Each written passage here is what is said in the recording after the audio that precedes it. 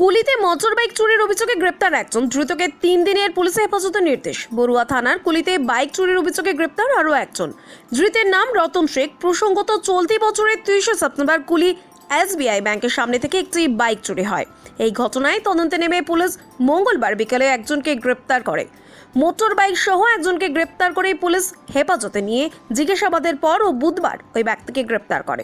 ধৃতকে বৃহস্পতিবার 3 দিনের পুলিশে হেফাজতের নির্দেশ দেন কান্দি মহকুমা আদালত। ব্যুরো রিপোর্ট, চেতনা নিউজ। গত পরশু 30/9/24 তারিখ আদির বাড়ি, ভদ্রলোকের নাম হচ্ছে উজ্জ্বল কুমার চৌধুরী। সে সুপার স্প্লেন্ডার গাড়ি নিয়ে কুলি ব্রাঞ্চের কাছে এসেছিল।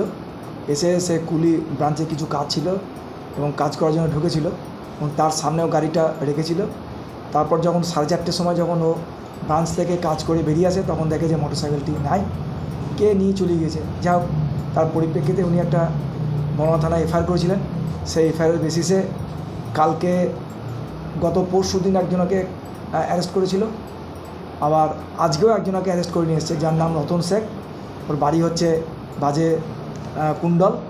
তো তার কাছ থেকে ওই মোটরসাইকেলটি উদ্ধার হয়েছে এবং তাকে আজকে কোর্টে পাঠানো হয়েছিল।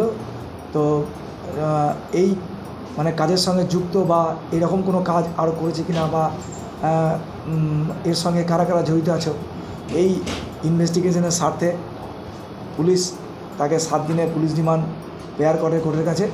কোর্ট তাকে 3 দিনের পুলিশ রিমান্ড অ্যালাউ করে। তাকে গ্রেপ্তার করে তার বাড়ি বাজে কুণ্ডল থেকে গ্রেপ্তার করে। কোন বিচারপতি ছিলেন? আজকে বিচারপতি ছিলেন সৈকত সরকার।